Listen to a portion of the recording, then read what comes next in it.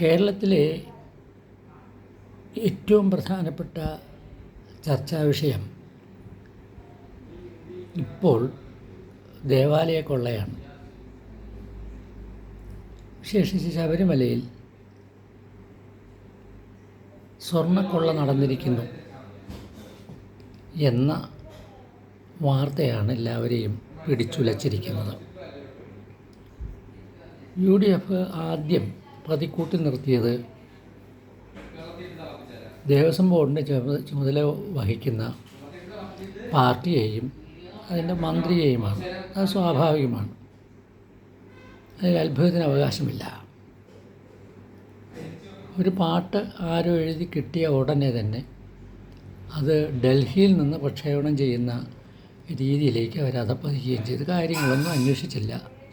വളരെ ആവേശപൂർവ്വം പാടി, അതും ഇവിടെ നിന്നുള്ള എല്ലാ MP-മാരും കൂടി ചേർന്ന് നിന്ന് പാടുന്നു. പിന്നെ ഓരോരുത്തരായിട്ട് പാടുന്നു, പിന്നെ അണികളേറ്റ് പാടുന്നു. ഇങ്ങനെയൊക്കെ വന്നു. വസ്തുത എന്താണ് എന്ന് ഈ പാടിയവരും പാട്ടെഴുതിയവനും കാര്യമായിട്ട് വിവരം അന്വേഷിച്ചില്ല. അങ്ങനെ ഒരു അബദ്ധം അവർക്ക് പറ്റി, സ്വാഭാവികമാണ്. അതല്ലെങ്കിൽ UDFൻ്റെ കാര്യത്തിൽ ഈ ഒരു ബുദ്ധിമുട്ട് അവർക്ക് എപ്പോഴും അനുഭവപ്പെടുന്നുണ്ട്. ഗവൺമെൻറ് നേർവഴിക്ക് നടത്തണമെങ്കിൽ ആരോപണം ഉന്നയിക്കണം എന്ന ഒരു കീഴ്വഴക്കമാണ് അവർക്കുള്ളത്. ഏറ്റവും കൂടുതൽ ആരോപണം ഉന്നയിച്ച ആൾ നമ്മുടെ രമേശ് ചെന്നിത്തലയാണ്. VD സതീശനേക്കാൾ കൂടുതലായിരിക്കണം ഞാൻ ഉന്നയിക്കുന്ന ആരോപണം എന്ന മട്ടിലാണ് അവർ തമ്മിൽ മത്സരിച്ച് ആരോപണങ്ങൾ ഉന്നയിച്ചുകൊണ്ടിരിക്കുന്നത്. ഒന്ന് രണ്ടെണ്ണം ഞാൻ ഓർമ്മിപ്പിക്കാം. ഒന്ന്, നമ്മുടെ സ്വർണം എന്ന് പറഞ്ഞാൽ പിണറായി വിജയൻ കട്ടിരിക്കും എന്ന ഒരു ധാരണ അവരുടെ അണികളിൽ വ്യാപകമായി പരത്തത്തക്ക രീതിയിലുള്ള പ്രചാരണമാണ് അവർ നടത്തിയത്. അത് ഏറ്റു. അങ്ങനെ തന്നെയാണ് അവരുടെ അണികളെല്ലാം ഇങ്ങനെ ആവശ്യത്തിനും അനാവശ്യത്തിനും എല്ലാം ഈ ഇവരെടുത്ത് പറഞ്ഞ് സ്വർണ്ണക്കള്ളക്കാരൻ എന്ന് പറയുന്ന ഒരു പ്രവണതയിലേക്ക് വന്നു. എന്നാൽ EDയും പിന്നെ കുറേ അധികം ഏജൻസികളൊക്കെ അന്വേഷിച്ചിട്ട് ഒരു തരി സ്വർണത്തെക്കുറിച്ചും തെളിവുകൾ കൊണ്ടുവരാൻ, കട്ടു എന്നുള്ളതിന് തെളിവ് കൊണ്ടുവരാൻ സാധിച്ചില്ല. ഒരു വെടക്കായ സ്ത്രീ, വിശേഷിച്ചും BJPയുടെ ഏജൻ്റായി പ്രവർത്തിച്ച് ചെന്ന് മുഖ്യമന്ത്രിയുടെ ഓഫീസിൽ വരെ എത്തി ഒരാളിനെ കയ്യിലെടുത്ത് നടത്തി പരാക്രമങ്ങൾക്കെല്ലാം കൂടെ പിടിച്ചു കൊടുക്കുക എന്നുള്ള നയമാണ് അവർ സ്വീകരിച്ചത്. ഏതായാലും ആ സ്ത്രീയെക്കുറിച്ച് പിന്നീട് അറിഞ്ഞില്ല. അവരെ നിലനിർത്തുന്നതിന് വേണ്ടി BJPയുടെ ഒരു സംഘം തന്നെ, ഒരു ഒരു ഒരു ഒരു ഒരു കമ്പനി തന്നെ അവരെ ഉൾക്കൊള്ളുകയാണ് ചെയ്ത് അവസാനം അവർക്ക് നിവർത്തിയില്ലാതെ അവരെ ഒഴിവാക്കി. പിന്നെയാണ് AI പറഞ്ഞത്. ക്യാമറകളെക്കുറിച്ച് ഇതുവരെ കേട്ടിട്ടില്ലാത്തതായ ഒട്ടേറെ ആരോപണങ്ങളാണ് ഉന്നയിക്കപ്പെട്ടത്. അതും തെളിയിക്കപ്പെട്ടില്ല. ഇങ്ങനെ ഓരോന്നോരോന്നായിട്ട് ഉന്നയിക്കപ്പെട്ട ആരോപണങ്ങളെല്ലാം തന്നെ ജലരേഖയായിട്ട് അസ്തമിക്കുകയാണ് ചെയ്തത്. ഇപ്പോഴിതാ ശബരിമലയിലെ സ്വർണ്ണക്കൊള്ളയിൽ LDFിലെ 2 പേരുണ്ട് എന്നുള്ളത് വസ്തുതയാണ്. അവർ ചെയ്തത് 100% തെറ്റാണ്. അതിലൊരാൾ ഏറ്റു പറഞ്ഞിട്ടുണ്ട്. ഏറ്റു പറഞ്ഞയാൾ ശരിയായ രീതിയാണ് ചെയ്തിരിക്കുന്നത്. പക്ഷേ അയാൾ കേരളീയരോടും അയാളെ ആ സ്ഥാനത്തേക്ക് കൊണ്ടുപോയ പാർട്ടിയോടും പരസ്യമായി മാപ്പ് പറഞ്ഞ് കുറ്റം ഏറ്റുപറഞ്ഞ് ശിക്ഷ ഏറ്റുവാങ്ങുക തന്നെയാണ് വേണ്ടത്. എന്താ പത്മകുമാർ അങ്ങനെ ഒട്ടും വിവരമില്ലാത്ത ഒരാളാണ് അവിടെ പോയി ഇരുന്നതെന്ന് കരുതുന്നില്ല. പിന്നെ ഓരോരുത്തനുണ്ട്, പേര് ഞാൻ ഓർക്കുന്നില്ല, വാസു എന്നോ മറ്റോയാണ്. അങ്ങനെ ആയിരിക്കാം, എനിക്ക് പെട്ടെന്ന് ഓർക്കാൻ കഴിയുന്നില്ല. ഈയിടെയായിട്ട് പ്രായത്തിൻ്റെ അസ്ഥിരയൊക്കെ ഉള്ളതുകൊണ്ട് ചില ഓർമ്മ പശകളെല്ലാം ഉണ്ട്. അപ്പം ഇങ്ങനെയൊക്കെയാണ് ആരാധനാലയവുമായിട്ട് ബന്ധപ്പെട്ട് വന്ന കാര്യങ്ങൾ. എന്നാൽ കാലം മുന്നോട്ട് അതിനിടെ SITയുടെ അന്വേഷണം അത് പിണറായി വിജയൻ തന്നെ മുൻകൈയെടുത്ത് കോടതിയുമായി ബന്ധപ്പെട്ട് ഉണ്ടാക്കിയതാണ്. എങ്കിലും അണികളത് പ്രേരിപ്പിക്കുന്നില്ല. UDFൻ്റെ അണികൾ അങ്ങനെയല്ല പറയുക. പിണറായി വിജയൻ്റെ യാതൊരു അത് ഹൈക്കോടതി ചെയ്തതാണ്. ഇപ്പം എന്താ സംഭവിച്ചത് ഒട്ടേറെ പേർ ഇതിൻ്റെ അത് കുറ്റക്കാരാണെന്ന് കണ്ടെത്തിയിട്ടുണ്ട്. പോറ്റിയും അതുപോലെ തന്നെ വേറെ ചിലരും തന്ത്രിയും എല്ലാം കൂടിക്കുഴഞ്ഞ് കിടക്കുകയാണ്. ചുരുക്കി പറഞ്ഞാൽ അമ്പ് കൊള്ളാത്തവരില്ല കുരുക്കളിൽ എന്നത് പറഞ്ഞതുപോലെ ആ അമ്പല നിവാസികളായ എല്ലാവർക്കും തന്നെ അമ്പേറ്റവർ പറയുകയാണ്. പലരും പിന്നെ ജയിലിലുമാണ്. ഈ അവസരത്തിൽ എൻ്റെ ചില അനുഭവങ്ങൾ നിങ്ങളുമായിട്ട് പറയാനാണ് ഞാൻ ആഗ്രഹിക്കുന്നത്. ഞാനത് ഏതോ ഒരു വീഡിയോയിൽ പറഞ്ഞിട്ടുണ്ട്. ആവർത്തനം വരുന്നുവെങ്കിൽ നിങ്ങൾ എന്നോട് ക്ഷമിക്കണം. ഞാൻ തിരുവനന്തപുരത്ത് നിന്ന് 74 എൻ്റെ നാട്ടിലേക്ക് ട്രാൻസ്ഫറായി വന്നത്. അന്നപ്പോൾ എൻ്റെ ഒരു അധ്യാപകൻ, എന്നെ ഹരിശ്രീ പഠിപ്പിച്ച അധ്യാപകൻ, എന്നെ അദ്ദേഹത്തിൻ്റെ വീട്ടിലേക്ക് വിളിച്ചു. ഞങ്ങൾ അയൽവക്കക്കാരാണ്. വിളിച്ചിട്ട് ഒരു കെട്ട് കടലാസുകൾ എടുത്ത് എനിക്ക് തന്നു. കുറേ നോട്ട്ബുക്കുകളും അവൻ അക്കൗണ്ട് ബുക്കുകളും. എന്നിട്ട് പറഞ്ഞു, നീ ഇതൊന്ന് ശരിയാക്കി തരണം. എന്താണ് വസ്തുത എന്ന് എനിക്ക് പെട്ടെന്ന് മനസ്സിലായില്ല. ഞാനിങ്ങനെ അത്ഭുതപ്പെട്ടിരിക്കുമ്പോൾ അദ്ദേഹം പറഞ്ഞു, നീ അത് നോക്ക്. ഞാൻ നോക്കിയപ്പോൾ എൻ്റെ പറമ്പിൽ തന്നെ ഞങ്ങളുടെ ഒരു കുടുംബ ക്ഷേത്രമുണ്ട്. ആ ക്ഷേത്രം ഞങ്ങൾക്ക് നടത്താൻ കഴിയാത്തത് കൊണ്ട് നാട്ടുകാർക്ക് വിട്ടുകൊടുത്തു. നാട്ടുകാരാണ് അവിടെ ഉത്സവമൊക്കെ നടത്തുന്നത്. അപ്പോൾ ആ ഉത്സവത്തിൻ്റെ കണക്ക് ഞാൻ എഴുതി തയ്യാറാക്കി, ഇന്നലെ വന്ന ഞാൻ ഇതെഴുതി തയ്യാറാക്കി കൊടുക്കണമെന്നാണ് സാറിൻ്റെ ആജ്ഞ. എനിക്ക് ആ ആജ്ഞ അനുസരിക്കുക നിവൃത്തി ഉണ്ടായിരുന്നുള്ളൂ. ഞാൻ ഓരോരോ കടലാസായി പരിശോധിച്ചു. വരവുകൾ എന്തൊക്കെയാണെന്ന് കണ്ടെത്താൻ ശ്രമിച്ചപ്പോൾ കുറേ രസീത് കുറ്റികളൊക്കെ കിട്ടി. അതിൻ്റെ അകത്തുള്ള വരവെല്ലാം ഞാൻ എഴുതി. പിന്നെ അത് കഴിഞ്ഞ് ചിലവുകൾക്ക് വൗച്ചറില്ല, യാതൊരു റെക്കോർഡുകളുമില്ല. വരവുണ്ട്, ചിലവിന് റെക്കോർഡുകളില്ല. പിന്നെ എന്തു ചെയ്യും? ഞാൻ സാറിനോട് തന്നെ പറഞ്ഞു, സാറേ ഇതാ ഇത്രയും രൂപ ഞാൻ നോക്കിയിട്ട് വരവ് കാണുന്നുണ്ട്, ഇനി ചിലവെങ്ങനെ? അത് നീ അങ്ങോട്ട് എഴുതണം. ഞാൻ പറഞ്ഞു, എനിക്ക് എഴുതാനറിഞ്ഞുകൊണ്ടല്ലോ, എന്തെല്ലാം ചിലവുകളാണെന്ന് എനിക്കറിയില്ലല്ലോ. അദ്ദേഹം ഓരോ കാര്യമായിട്ട് പറയാൻ തുടങ്ങി.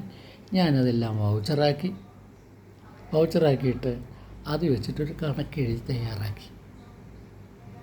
സെക്രട്ടറി അപ്പോഴും ഉണ്ട് സ്ഥലത്ത്. അയാൾ വിളിച്ചിട്ട് വരുന്നില്ല.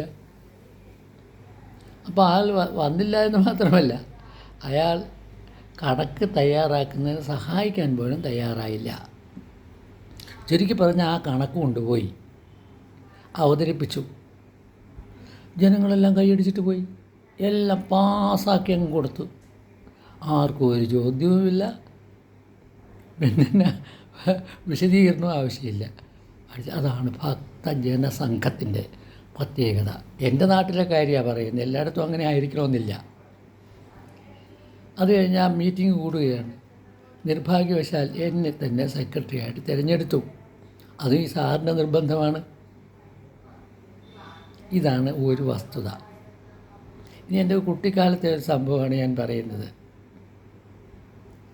അപ്പോൾ പണപ്പിരിവിൽ നടന്ന അശ്രദ്ധമായ പെരുമാറ്റം മാത്രമല്ല, അതിൽ നടത്തിയിട്ടുള്ള മോഷണത്തിന് കള്ളക്കണക്കെഴുതി അവതരിപ്പിക്കേണ്ട ഒരു ബാധ്യതയാണ്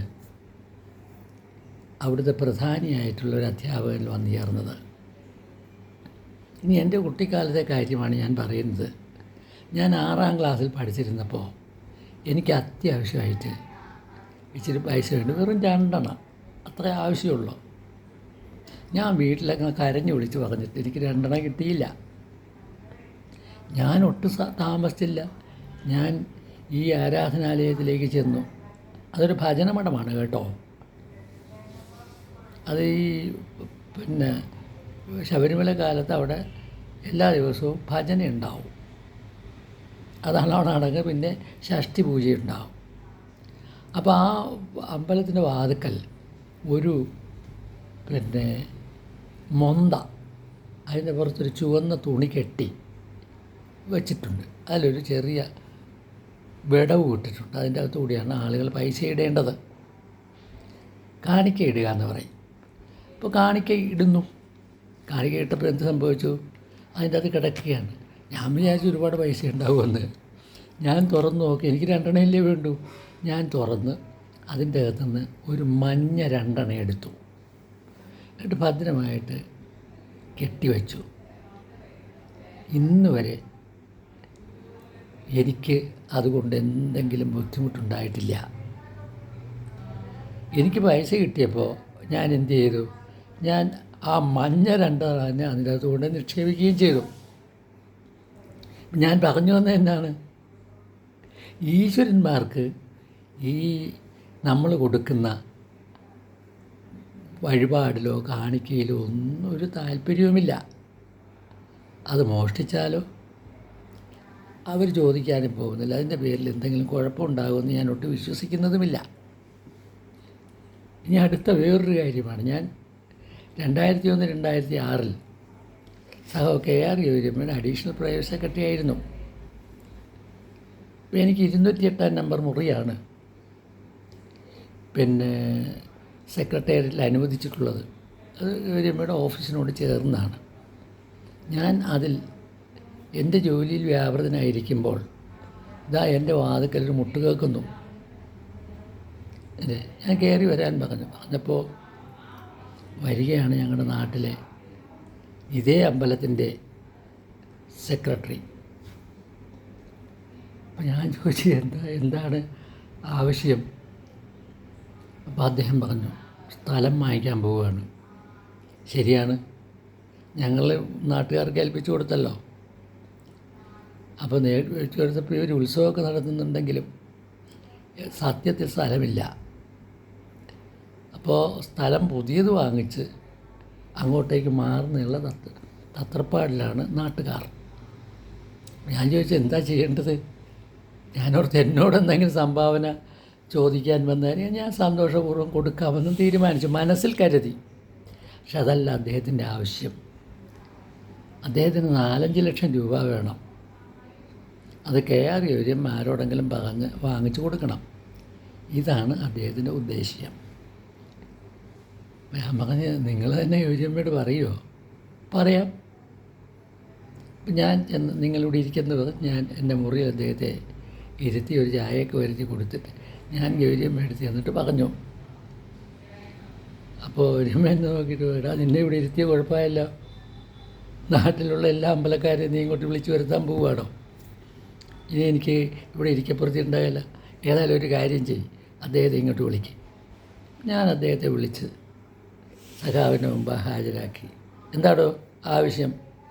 അത് നാട്ടിലെ അമ്പലത്തിന് സ്ഥലം വേണം, സ്ഥലം ഏർപ്പാടാക്കാൻ പറ്റുന്നുണ്ട്, പൈസ കൊടുക്കണം. ഓ അതാണോ? ഞാനെന്ത് ചെയ്യണം? ഗൗരിയമ്മ ആരോടെങ്കിലും പറഞ്ഞ ഇച്ചിരി പൈസ കിട്ടും. അപ്പോൾ കുറച്ച് നേരം നോക്കിയിരുന്നിട്ട് പറഞ്ഞിട്ടോ, താൻ ഒരു കാര്യം ചെയ്യണം കേട്ടോ, ഈ പണം കിട്ടി നിങ്ങൾ സ്ഥലം മേടിക്കുമെന്നുള്ളത് ശരി തന്നെ, അമ്പലം ഉണ്ടാക്കും. നിങ്ങൾ നമ്മുടെ നാട്ടുകാർക്ക് വേണ്ടി ഒരു ഗുണം ചെയ്യണം. എന്താണത്? ഞാനും ആകാംക്ഷയോട് നോക്കി നിന്നു. അപ്പോൾ അവർ പറഞ്ഞു, നമ്മുടെ നാട്ടിൽ പാവങ്ങൾക്കൊക്കെ കല്യാണം നടത്തുന്നതിന് ഒരു സ്ഥലമില്ല, അതുകൊണ്ട് നിങ്ങളവിടെ ഒരു ഹോൾ ഉണ്ടാക്കണം, അമ്പലം ഉണ്ടാക്കണം, ഹോളും ഉണ്ടാക്കണം. ഉടനെ തന്നെ വന്ന സെക്രട്ടറി പറഞ്ഞു തീർച്ചയായും. അങ്ങനെ പറഞ്ഞ് എന്താ അവിടെ പോയിരിക്കാൻ അയാൾ 208 നമ്പർ മുറിയിലേക്ക് പോയി എന്നോട് എൻ്റെ കയ്യിൽ ലിസ്റ്റ് തന്നിട്ട് ഇവരോട് പറയൂ എന്തെങ്കിലും സഹായം ഈ അമ്പല കമ്മിറ്റിക്കാർക്ക് ചെയ്തു കൊടുക്കണമെന്ന് നീ വിളിച്ച് പറയണം എന്ന് പറഞ്ഞു. ഞാൻ പറഞ്ഞിട്ടാണെന്ന് പറഞ്ഞോളൂ എന്ന് പറഞ്ഞു. ഞാനങ്ങനെ ചെയ്തു. അപ്പോൾ ഓരോരുത്തരും സംഭാവന കൊടുക്കുമ്പോൾ എന്നെ വിളിച്ച് പറയും. ഞാനതവിടെ എഴുതി സഖാവിന് കൊടുക്കും. ഇത്രയും രൂപ ഇന്നയാൾ അവിടെ കൊടുത്തിട്ടുണ്ട് എന്ന്. കാലം കഴിഞ്ഞു പോയി. അപ്പോൾ കമ്മിറ്റിയിൽ അവിടെ കണക്ക് വരുമല്ലോ. കണക്ക് പുസ്തകം ഞാൻ നോക്കി. ഈ പറഞ്ഞ 10 പേര് 5 പേര് പിന്നെ ആരുടെയും പേര് അതിനകത്തില്ല. അവരെത്ര രൂപ കൊടുത്തൊന്നുമില്ല. എൻ്റെ ഡയറിയിലെ കണക്കനുസരിച്ച് 3 ലക്ഷം രൂപ അവിടെ കിട്ടിയിട്ടുണ്ട്. ആ 3 ലക്ഷം രൂപ കണക്കിലില്ല. എനിക്ക് ഒരുമയെടുത്ത് പറയാൻ പറ്റുമോ? ഞാൻ പറഞ്ഞില്ല. അതെൻ്റെ മനസ്സിൽ തന്നെ ഇരുന്നു. ഇതാണ് അമ്പലം. ഇനി മറ്റൊരു കാര്യമാണ് ഞാൻ നിങ്ങളോട് പറയുന്നത്.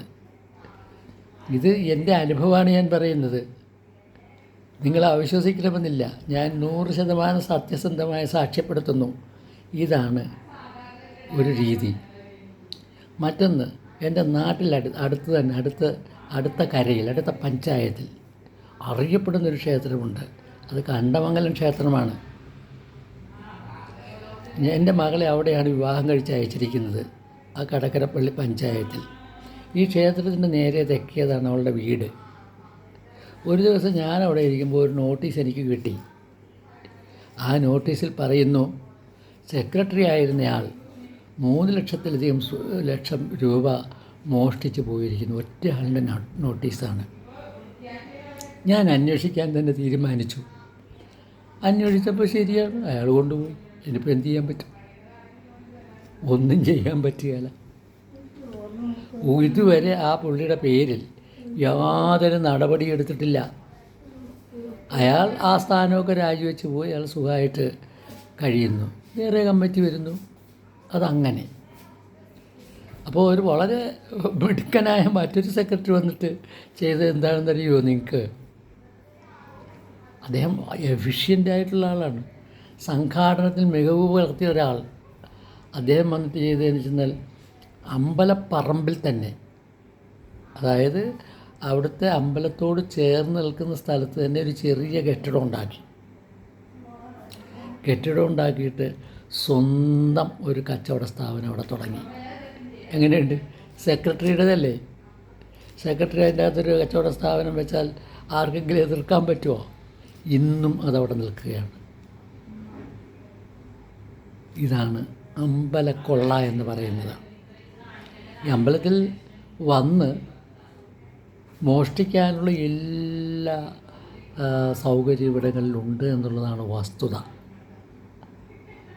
ഒരു കാര്യം എനിക്ക് ഉറപ്പായിട്ട് പറയാൻ പറ്റും. ഈ വഴിപാട്, സംഭാവന ഇതൊക്കെ കൊടുക്കുന്ന ഭക്തന്മാർക്ക് അതിൻ്റെ കണക്കറിയണമെന്ന് ഒരു നിർബന്ധവുമില്ല. അവരങ്ങനെ കൊടുക്കും.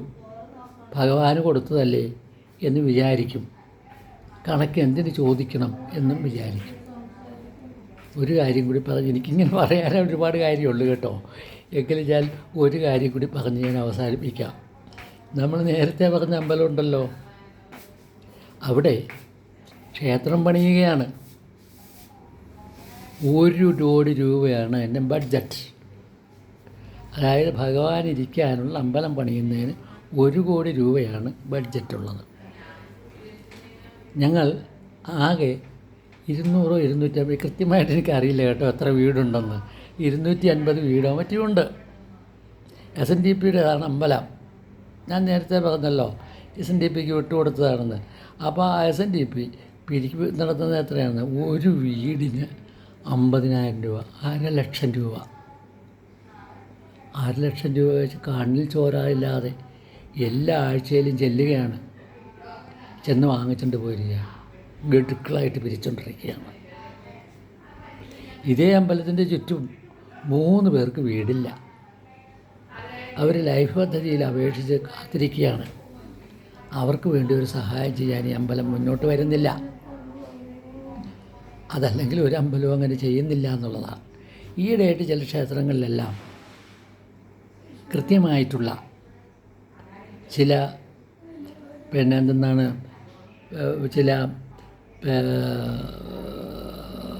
ചില സഹായ പ്രവർത്തനങ്ങൾ, ചില പാലിയേറ്റീവ് പ്രവർത്തനങ്ങൾ നടത്തുന്നുണ്ട്. ഒരു സ്ഥലം പിന്നെ അങ്ങനെ അപൂർവമായിട്ട് ചില ക്ഷേത്രങ്ങളിൽ മാത്രമേ നടത്തുന്നുള്ളൂ. നമ്മൾ കൊടുക്കുന്ന പണമെല്ലാം പല വഴി ചെലവഴിച്ച് സ്വന്തമാക്കുന്നൊരു രീതിയാണ് ഈ അമ്പലം ഭാരവാഹികൾക്കുള്ളത്. എല്ലാവരും അങ്ങനെയാണോ എന്ന് ചോദിച്ചാൽ ആണെന്ന് പറയാനാണ് എനിക്കിഷ്ടമെങ്കിലും അങ്ങനെ പറയുന്നത് ശരിയല്ലല്ലോ. അതുകൊണ്ട് നിങ്ങൾ പണം കൊടുത്ത് ദേവനെ സഹായിക്കാം എന്ന് വിചാരിക്കുന്നത് മറ്റു ചിലർ സഹായിക്കുന്നതിന് വേണ്ടിയാണ് എന്ന് ഞാൻ പറഞ്ഞാൽ അത് ഒരധിക പ്രസംഗമായിട്ട് നിങ്ങൾക്ക് തോന്നരുത്. അപ്പം അമ്പലക്കൊള്ള അല്ലെങ്കിൽ ആരാധനാലയ കൊള്ള എന്ന് പറയുന്നത് ഇന്നും ഇന്നലെയും തുടങ്ങിയതല്ല. ശബരിമലയിലേത് വളരെ ബൂസ്റ്ററായിട്ടുള്ളൊരു ഡോസായിട്ടാണ് വന്ന് വീണിട്ടുള്ളത്. ഇതിന് ഇച്ഛാശക്തിയുള്ളൊരു ഗവൺമെൻറ് വേണം. ആ ഗവൺമെൻറ് ഇങ്ങനെയുള്ള കൊള്ളക്കാരെയും കള്ളന്മാരെയും ഒക്കെ പിടിച്ച് ജയിലിലിടുക തന്നെ വേണം. ഇപ്പോൾ 2 കിടപ്പുണ്ടല്ലോ, അല്ല 2 3 4 ആയി, തന്ത്രി കിടപ്പുണ്ടല്ലോ. അവരൊക്കെ എന്തുമാത്രം സമ്പാദിച്ചിട്ടുണ്ടായിരിക്കും എന്ന് വിചാരിക്കുന്നു. ഇനി ഇത് പറഞ്ഞതുകൊണ്ട് മറ്റ് ദേവാലയങ്ങളല്ല, മറ്റ് വിഭാഗക്കാരുടെ ദേവാലയങ്ങളിൽ നിന്ന് ഒഴിവാണെന്ന് ഞാൻ വിചാരിക്കുന്നില്ല. അതിനെക്കുറിച്ചൊന്ന് അന്വേഷിക്കണം. അപ്പോൾ അവർക്കും പറയാനുണ്ടാവും കാര്യങ്ങൾ. നന്ദി, നമസ്കാരം.